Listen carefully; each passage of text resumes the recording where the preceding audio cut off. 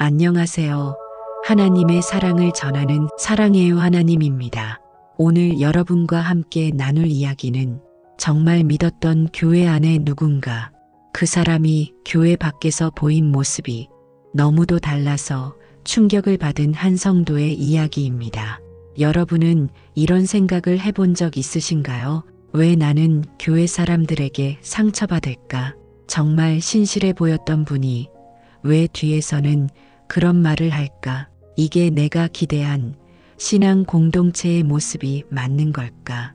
그리고 더 나아가 묻게 됩니다. 내가 믿고 따랐던 하나님은 왜 이런 상황을 그냥 두고 보실까? 이 영상은 그런 질문들 속에서 방황하다가 하나님께서 주신 말씀을 통해 회복된 한 성도의 깊은 고백이 담긴 이야기입니다.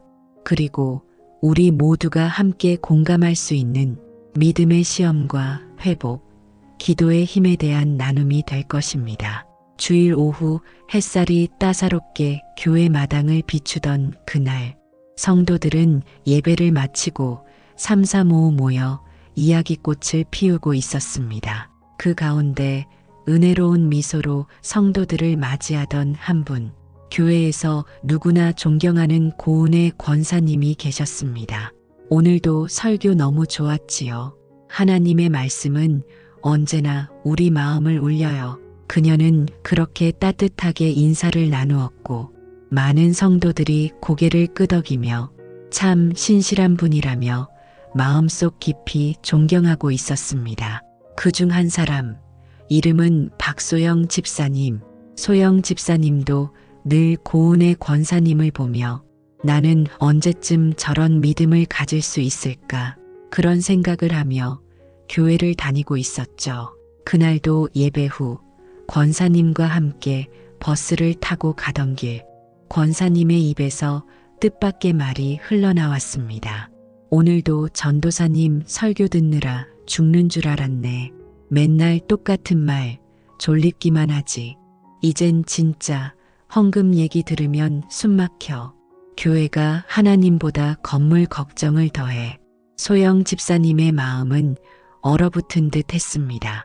내가 알고 있던 권사님이 진짜 이분이 맞는 걸까? 교회에서 그토록 거룩하고 따뜻하던 모습은 그저 껍데기였던 걸까?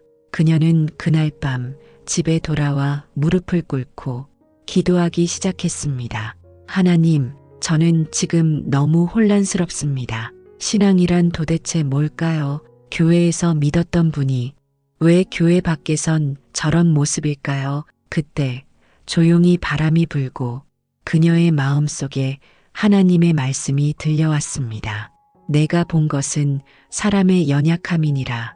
그러나 그 연약함이 너를 시험에 들게 해서는 아니 되느니라. 소영 집사님은 속삭이듯 되물었습니다. 하지만 하나님, 저는 너무 실망했어요. 하나님은 조용히 말씀하셨습니다. 믿음은 사람을 보고 세우는 것이 아니니라.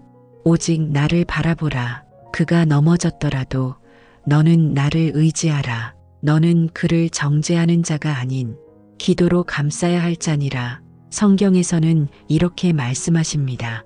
갈라디아서 6장 1절에서는 형제들아, 사람이 무슨 범죄한 일이 드러나거든 신령한 너희는 온유한 심령으로 그러한 자를 바로잡고 너 자신도 시험에 들지 않도록 조심하라 말씀하십니다. 그녀는 다시 기도합니다.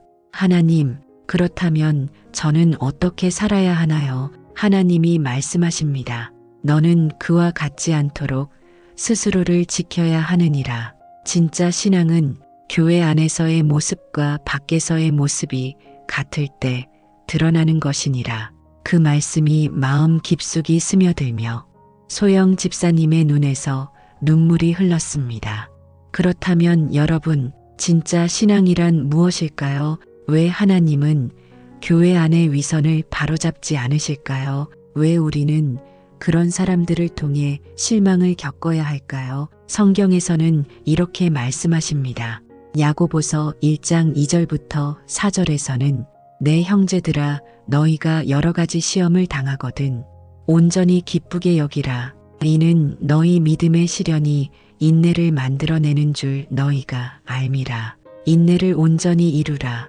이는 너희로 온전하고 구비하여 조금도 부족함이 없게 하려 함이라. 우리가 경험하는 실망과 시험은 우리 믿음이 연단되는 과정입니다.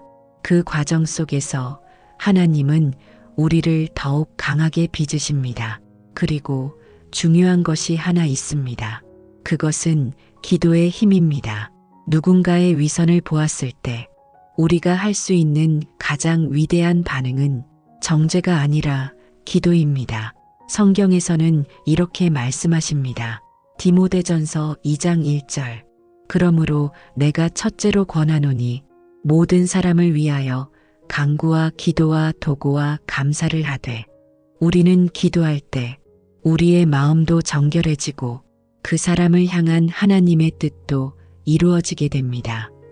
며칠이 흐르고 박소영 집사님은 교회 수요 예배에 참석하기 위해 조용히 예배당으로 들어섰습니다.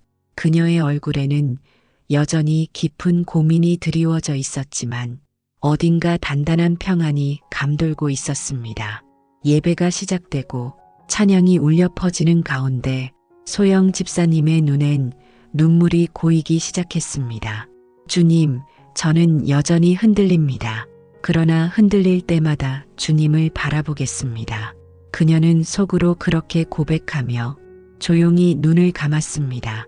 그 순간 하나님께서 다시 말씀하셨습니다. 내 딸아, 내가 지금 겪고 있는 혼란은 내가 너를 자라게 하기 위한 과정이니라. 사람은 넘어질 수 있으나 그것을 보고 좌절하는 자는 어리석고 그것을 통해 나에게 더 가까이 나아오는 자는 복이 있느니라. 성경에서는 이렇게 말씀하십니다. 히브리서 12장 11절에서는 무릇 징계가 당시에는 즐거워 보이지 않고 슬퍼 보이나 후에 그로 말미암아 연단된 자들에게는 의와 평강의 열매를 맺느니라. 그녀는 다시 한번 마음을 다잡으며 주님, 저의 시선을 사람에게 두지 않겠습니다. 오직 주님만 바라보겠습니다. 그렇게 기도하며 예배를 드렸습니다. 그리고 어느 날 교회 청년부의 한 형제가 소영 집사님에게 다가왔습니다. 그는 조심스러운 표정으로 말을 꺼냈습니다. 집사님, 혹시 권사님 이야기를 들으셨나요? 요즘 교회에서 여러 말들이 돌고 있어서 사람들이 많이 혼란스러워해요. 저도 뭔가 믿었던 게 무너지는 것 같아서 기도도 잘 안 되고 그냥 회의감이 드네요. 그 말에 소영 집사님은 조용히 고개를 끄덕이며 미소를 지었습니다. 그 마음 나도 너무 잘 알아요. 나도 똑같은 마음이었거든요. 하지만 우리가 잊지 말아야 할 것이 있어요. 우리는 사람을 믿는 것이 아니라 하나님을 믿는다는 사실이에요. 사람은 늘 연약하고 우리는 그 안에서 배우고 기도하며 자라야 해요. 청년은 잠시 생각에 잠기더니 말했습니다. 그럼 집사님은 그 권사님을 보고도 믿음을 유지하셨어요. 소영 집사님은 담담히 말했습니다. 믿음을 유지한 게 아니라 믿음을 다시 배운 거예요. 위선과 실망을 통해서 진짜 신앙이 무엇인지 깨닫게 된 거죠. 하나님은 그걸 위해서도 상황을 사용하시니까요. 성경에서는 이렇게 말씀하십니다. 시편 73편 26절에서는 내 육체와 마음은 쇠약하나 하나님은 내 마음의 반석이시요 영원한 분기지시라. 그리고 그 주일 예배를 마친 후 고운의 권사님이 조용히 기도실로 들어갔습니다. 그녀는 무릎을 꿇고 말했습니다. 하나님, 저는 제가 무슨 말을 했는지 기억도 안 날 때가 있어요. 하지만 제 말로 누군가 상처를 받았다면 그건 분명 잘못이겠지요. 사람들이 저를 보며 시험에 들고 믿음에서 멀어졌다면 저는 하나님 앞에서 죄인입니다. 그 순간 그녀의 눈에서 뜨거운 눈물이 흘러내렸습니다. 하나님, 저를 변화시켜 주세요. 겉으로만 거룩한 것이 아니라 진심으로 주님을 닮은 삶을 살게 해주세요. 그 기도는 짧았지만 하늘에 닿는 울림이 되었습니다. 성경은 이렇게 말씀하십니다. 요한일서 1장 9절에서는 만일 우리가 우리 죄를 자백하면 그는 미쁘시고 의로우사 우리 죄를 사하시며 우리를 모든 불의에서 깨끗하게 하실 것이요. 그녀는 조용히 입술을 열었습니다. 하나님, 저를 새롭게 하소서. 며칠 후 고은의 권사님은 교회 모임에서 조용히 입을 열었습니다. 여러분, 제가 지난 시간 동안 하나님께 기도하며 많은 회개의 시간을 보냈습니다. 저의 말과 행동이 하나님의 사랑을 제대로 전하지 못했고 누군가에게는 시험이 되었을 수도 있습니다. 진심으로 용서를 구합니다. 그리고 다시 시작하고 싶습니다. 하나님 앞에서 진심으로 겸손하게 신앙을 살아내고 싶습니다. 그 말에 조용하던 예배실 안에 잔잔한 울림이 퍼져나갔습니다. 몇몇 성도들은 눈물을 훔쳤고 박소영 집사님은 조용히 눈을 감고 기도했습니다. 하나님, 회개의 문을 여신 주님, 감사합니다. 이 공동체에 당신의 사랑과 진리가 살아있음을 느낍니다. 저도 주님 앞에서 더 바르게 살겠습니다. 성경에서는 이렇게 말씀하십니다. 로마서 12장 21절. 악에게 지지 말고 선으로 악을 이기라. 그날 이후 교회는 조용히 조금씩 변하기 시작했습니다. 누군가는 눈에 띄는 변화라고 말했고 또 누군가는 말로 설명하기 어려운 따뜻한 기운이라고 말했습니다. 고은의 권사님의 고백은 단지 한 사람의 회개로 끝나지 않았습니다. 그녀의 진심이 담긴 그 한마디가 마치 무거운 돌을 던져 고요한 호수 위에 일렁이는 물결처럼 모든 공동체에 파장을 일으켰습니다. 그동안 마음속에 품고만 있었던 작은 상처와 실망, 그리고 말하지 못했던 회의감들이 조금씩 기도로 변해가기 시작한 것이었습니다. 그 중에서도 박소영 집사님은 더욱 깊은 기도의 자리에 나아가기 시작했습니다. 매일 새벽 아무도 없는 예배당 한쪽 자리에 앉아 그녀는 기도했습니다. 하나님, 제 마음속에도 알게 모르게 사람을 바라보고 판단했던 마음이 있었어요. 저는 그분이 위선적이라고 생각했지만 저 역시 스스로를 돌아보지 못했던 것 같아요. 하나님, 이제는 저부터 정결하게 하소서. 기도를 드리는 가운데 그녀의 내면에 주님의 음성이 다가왔습니다. 너는 내 앞에서 온전하라. 사람을 보며 흔들리지 말고 말씀 위에 너의 발을 세우라. 성경에서는 이렇게 말씀하십니다. 시편 119편 105절에서는 주의 말씀은 내 발의 등이요 내 길의 빛이니이다. 그녀는 그 말씀이 가슴에 새겨지듯 와닿았고 이제는 어떤 외적인 변화보다 내면의 성숙을 더 깊이 갈망하게 되었습니다. 어느 날 교회 중보기도팀에서 특별한 제안을 하나 했습니다. 이번 주부터 모든 성도들이 서로를 위해 익명으로 중보기도를 하는 릴레이를 만들어 보는 건 어떨까요? 누가 누구를 위해 기도하는지는 중요하지 않아요. 우리가 하나님의 시선으로 서로를 바라보는 연습을 해봐야 해요. 그 아이디어는 생각보다 큰 반응을 일으켰고 수많은 성도들이 자발적으로 참여하기 시작했습니다. 박소영 집사님도 자신이 알지 못하는 누군가를 위해 매일 정성껏 기도문을 써내려가기 시작했습니다. 그녀의 기도는 이렇게 시작되었어요. 하나님, 제가 기도할 이분을 저는 모르지만 주님은 그 마음의 형편까지도 다 아십니다. 이분의 삶에 위로와 회복이 흐르도록 제가 오늘 하루 대신 울며 기도하겠습니다. 그 작은 기도가 교회 전체에 진한 울림을 주기 시작했습니다. 그리고 한 달이 지난 어느 날 교회는 전혀 예상하지 못한 간증의 시간을 맞이하게 되었습니다. 청년부의 한 자매, 이름은 이아림 자매. 그녀는 조심스럽게 단상 위에 서서 말을 이었습니다.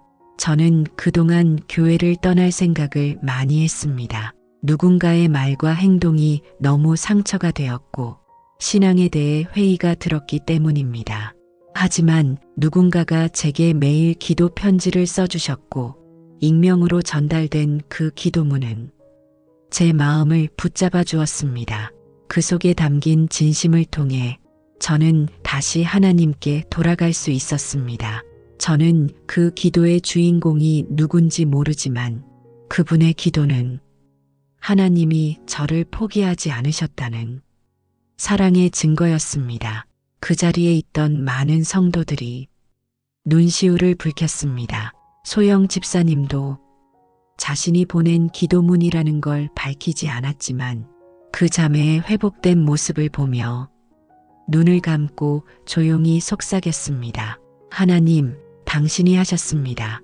당신의 사랑이, 당신의 말씀이 이 교회 안에서 살아 움직이고 있습니다.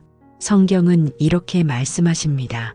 이사야 55장 11절에서는 내 입에서 나가는 말도 헛되이 내게로 돌아오지 아니하고 나의 기뻐하는 뜻을 이루며 내가 보낸 일에 형통하리라. 그리고 어느 날 고운의 권사님이 다시 단상에 섰습니다. 이전과는 전혀 다른 눈빛이었습니다. 거룩한 척하는 태도가 아닌 깊이 가라앉은 겸손과 눈물 섞인 믿음의 언어였습니다. 저는 이제 알게 되었습니다. 신앙은 행동이 아니라 진심으로 하나님 앞에 무릎 꿇는 삶이라는 것을요. 저는 말로 상처를 주었고 거룩한 모습을 가장하려 했습니다. 하지만 하나님은 저를 놓지 않으셨고 다시 말씀으로 기도로 회복시키셨습니다. 그녀는 잠시 침묵하고 그 자리에 앉은 모든 성도들을 둘러보았습니다. 여러분, 혹시 여러분 중에도 말하지 못한 실망, 속으로만 끙끙 앓았던 상처가 있다면 이제는 하나님 앞에 가져오세요. 주님은 그 마음의 짐조차도 이미 보고 계시고 그 짐을 대신 져주시기를 기다리고 계세요. 그녀의 말이 끝나자 그 자리에 있었던 많은 이들이 고개를 숙이며 조용히 기도하기 시작했습니다. 그리고 그 기도 속에서 작은 교회 안에 새로운 생명이 피어났습니다. 이제 이 교회는 누구보다 거룩해 보이는 척하지 않고 누구보다 약함을 숨기지 않으며 서로를 향해 기도하고 서로를 위해 눈물 흘릴 수 있는 진짜 믿음의 공동체가 되어가고 있었습니다. 시간이 흘러 고운의 권사님이 회개의 고백을 한 지 2달이 되던 어느 날이었습니다. 박소영 집사님은 예배를 마치고 평소보다 일찍 교회를 나서려다 복도 끝 의자에 앉아 있는 한 청년을 보게 되었습니다. 그는 이름도 잘 모르는 정성우 형제. 항상 조용하고 말수도 적은 편이었지만 그날은 유난히 어깨가 무겁게 처져 있었고 눈빛엔 어딘가 지친 흔적이 묻어 있었습니다. 소영 집사님은 조용히 다가가 앉았습니다. 성우 형제, 무슨 일 있어요? 그는 잠시 망설이다가 작은 목소리로 말했습니다. 사실 지금 다니는 직장에서 저를 교회 다닌다는 이유로 계속 따돌림을 당하고 있어요. 심지어 같은 팀 사람이 제 기도하는 걸 비웃고 말로만 거룩한 사람들이라며 조롱했어요. 소영 집사님의 마음이 아려왔습니다. 그리고 동시에 그때의 자신의 혼란스러웠던 감정이 겹쳐 떠올랐습니다. 성우 형제, 저도 그랬어요. 겉과 속이 다른 사람들 때문에 믿음을 의심하게 됐던 적이 있었어요. 하지만 그때 하나님이 저에게 알려주셨어요. 진짜 신앙은 사람이 아닌 하나님을 바라보는 거라고요. 그리고 그럴수록 더욱 기도해야 한다는 거려. 성우 형제는 그 말을 듣고 고개를 천천히 들었습니다. 그리고 조심스럽게 물었습니다. 정말 그런 말들에 상처받지 않을 수 있을까요? 소영 집사님은 미소를 지으며 대답했습니다. 상처를 안 받는 게 아니라 상처받을 때 그 상처를 가지고 하나님께 나아가는 거예요. 그게 진짜 믿음을 지키는 길이에요. 성경은 이렇게 말씀하십니다. 고린도후서 4장 16절부터 18절에서는 그러므로 우리가 낙심하지 아니하노니 우리의 겉사람은 낡아지나 우리의 속사람은 날로 새로워지도다. 우리가 잠시 받는 환난에 경한 것이 지극히 크고 영원한 영광에 중한 것을 우리에게 이루게 함이라. 그날 저녁 성우 형제는 집에 돌아와 오랜만에 무릎을 꿇었습니다. 하나님, 그동안 저는 조롱과 비난 속에서 너무 작아졌습니다. 하지만 오늘 당신의 자녀로서 다시 하나님 앞에 서고 싶습니다. 기도하는 동안 그의 마음속에 따뜻한 기운이 밀려왔습니다. 그리고 마치 누군가 그의 등을 감싸 안아주는 것처럼 평온함이 깃들기 시작했습니다. 그때 하나님께서 말씀하셨습니다. 나를 위하여 고난받는 자는 복이 있느니라. 내가 오늘 흘린 눈물은 내가 잊지 아니하고 그 이마에 기름을 부어줄 것이니라. 그 말씀은 마치 어둠 속의 한 줄기 빛처럼 그의 지친 마음을 뚫고 들어왔습니다. 그 후로 성우 형제는 말수가 적었던 예전과 달리 청년부 모임에서 기도와 간증을 시작했습니다. 그의 고백은 조용했지만 듣는 이들 마음엔 깊은 울림을 주었습니다. 하나님은 내가 혼자라고 느끼던 밤에도 내 곁에 계셨습니다. 누군가 내 신앙을 조롱했을 때 나는 주님을 부끄러워하지 않았고 그 순간 오히려 하나님을 더 가까이 경험했습니다. 모임에 있던 한 청년이 손을 들었습니다. 저도 사실 비슷한 일을 겪은 적이 있어요. 하지만 누구에게 말할 용기가 나지 않았어요. 다른 자매도 고개를 끄덕이며 말했습니다. 나도요, 신앙이 부끄러운 게 아닌데 괜히 내가 이상한 사람처럼 보일까봐 숨기게 되더라고요. 그 순간 방 안은 하나의 고백으로 가득 차기 시작했습니다. 그날 이후 청년부는 빛을 감추지 않는 모임이라는 작은 별칭을 갖게 되었습니다. 누구도 완벽하지 않지만 누구도 부끄러워하지 않고 세상 속에서도 당당히 빛을 드러내는 믿음의 사람들이 모이는 자리였던 거죠. 성경에서는 이렇게 말씀하십니다. 마태복음 5장 14절부터 16절에서는 너희는 세상의 빛이라. 산 위에 있는 동네가 숨겨지지 못할 것이요. 사람이 등불을 켜서 말 아래 두지 아니하고 등경 위에 두나니 이러므로 집안 모든 사람에게 비치느니라. 이같이 너희 빛이 사람 앞에 비치게 하여 그들로 너희 착한 행실을 보고 하늘에 계신 너희 아버지께 영광을 돌리게 하라. 이제 박소영 집사님의 마음도 고은의 권사님의 눈빛도 그리고 성우 형제와 청년들의 삶도 이전보다 훨씬 더 단단하고 부드럽게 변화되어 가고 있었습니다. 그들은 더 이상 사람의 흠에만 시선을 두지 않았습니다. 누가 어떤 말을 했는지에 따라 흔들리지도 않았습니다. 이들은 성경 말씀을 삶에 새기며 하나님의 뜻을 실천하는 진짜 제자로 자라나고 있었던 것이었습니다. 시간이 조금 더 지나 한 번의 수요 예배가 끝나고 교회 로비에서는 평소와 다른 분위기가 감돌고 있었습니다. 한 중년 남성이 조용히 강단 앞에 섰고 낯선 듯 낯설지 않은 얼굴에 많은 성도들이 눈길을 보냈습니다. 그는 교회를 다니다가 몇 년 전 어느 순간부터 발걸음을 끊었던 이현우 장로님. 그는 한동안 세상과 신앙 사이에서 방황하며 지내왔지만 어느 날 갑작스럽게 자신도 모르게 발길이 교회를 향하고 있었다고 말했습니다. 여러분, 저는 몇 년 전까지만 해도 이 교회에서 열심히 봉사하고 찬양하던 사람이었습니다. 하지만 어느 순간 사람들의 말에 지치고 제 자신도 거룩한 척만 하며 살아가고 있다는 자책에 스스로 등을 돌렸습니다. 그의 고백은 모든 사람의 마음을 조용히 두드리는 낮은 진동처럼 울려 퍼졌습니다. 그러던 어느 날 저는 신문을 읽다가 어느 교회에서 작은 중보기도 운동이 시작되었다는 기사를 봤습니다. 익명의 편지를 통해 서로를 위해 기도하는 그 이야기. 그게 바로 이 교회였다는 걸 알게 됐습니다. 현우 장로님의 눈가에 눈물이 고였습니다. 그 순간 깨달았습니다. 신앙은 완벽함에서 시작되는 게 아니라 부서진 마음을 하나님께 다시 드릴 수 있는 용기에서 시작되는 것이라는 거려.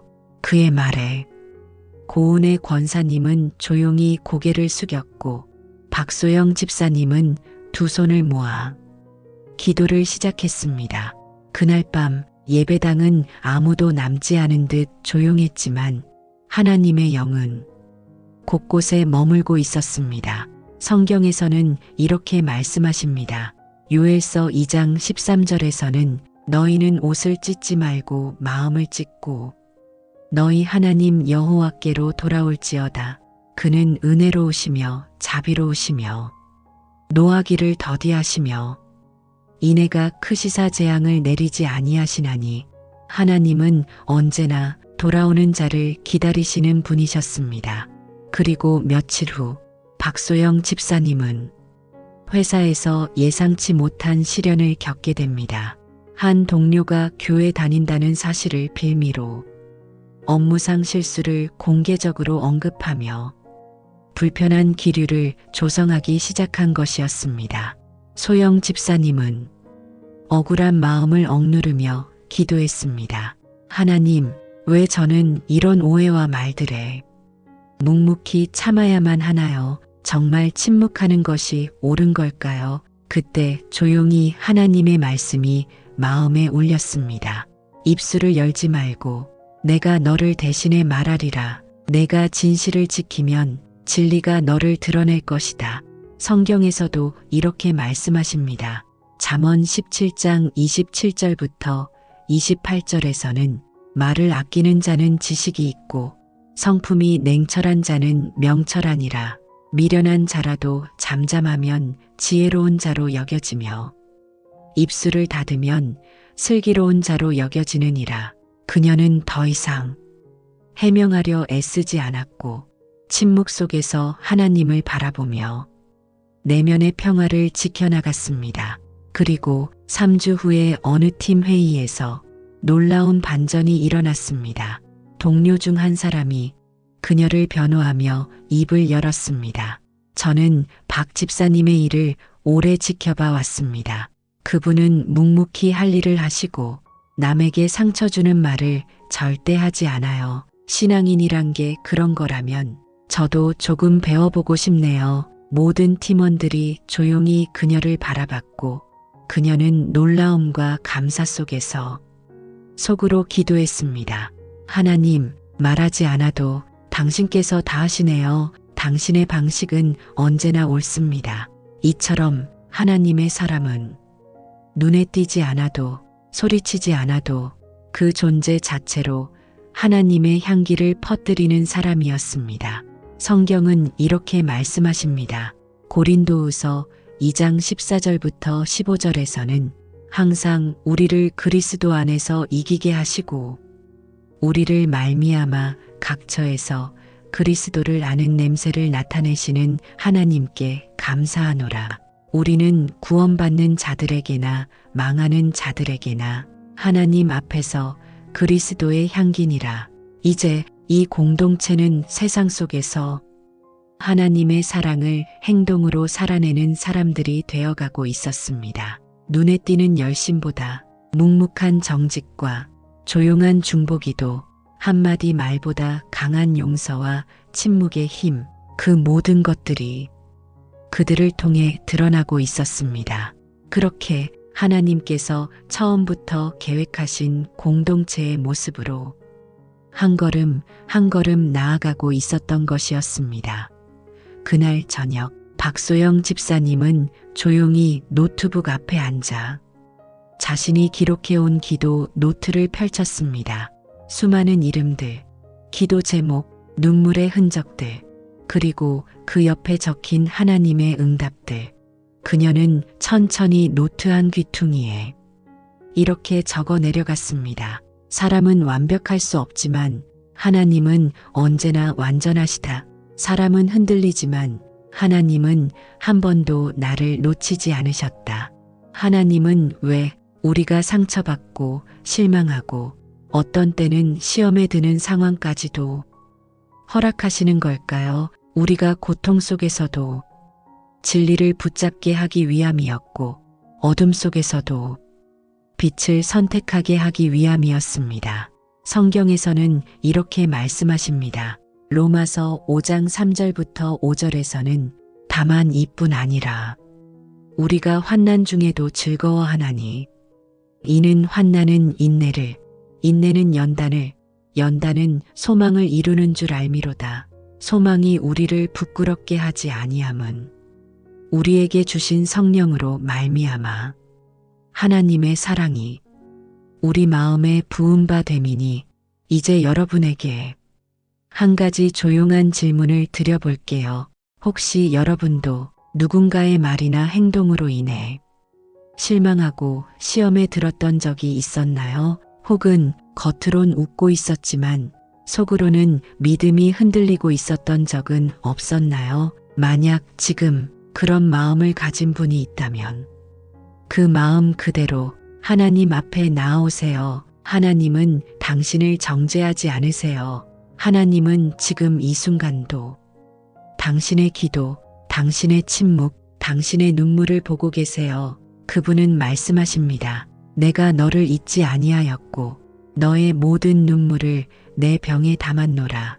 너의 믿음을 통해 더 많은 영혼들이 나를 알게 될 것이다. 그리고 지금 이 영상을 듣고 있는 당신은 어떤 상황 가운데 있든 하나님의 사랑에서 결코 멀어진 것이 아니라는 것을 기억하세요. 신앙은 사람을 보고 세우는 것이 아니라 말씀을 붙잡고 살아내는 삶, 그 자체가 예배라는 걸 우리는 이 이야기를 통해 배운 거예요. 이제 우리는 다시 교회로 돌아갑니다.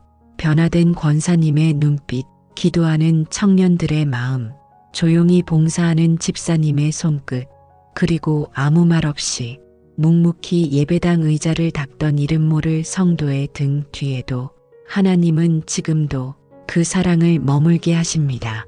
그것이 바로 진짜 신앙입니다. 이제 짧은 기도문으로 이 깊은 시간을 마무리할게요. 하나님, 사람 때문에 실망한 마음도 내 믿음이 흔들렸던 순간도 이제 주님 앞에 내어놓습니다. 이제는 오직 주님만 바라보며 말씀이 내 삶이 되게 하소서. 시험이 와도 두렵지 않게 하시고 흔들릴 때마다 기도하게 하소서. 거룩한 척이 아니라 진심으로 주님 앞에 사는 삶을 선택하게 하소서. 예수님의 이름으로 기도드립니다. 아멘. 그러니 오늘 다시 하나님의 말씀을 붙잡으세요. 하나님은 당신을 절대 포기하지 않으십니다. 어떤 사람의 위선도, 어떤 상황의 어둠도 하나님의 빛을 가릴 수는 없으니까요. 댓글로 여러분의 기도와 간증을 나눠주세요. 함께 울고 함께 기도하는 이 공간이 우리의 또 하나의 교회가 될 거예요. 사랑해요, 하나님. 우리는 흔들려도 당신은 흔들리지 않으시니까요. 아멘.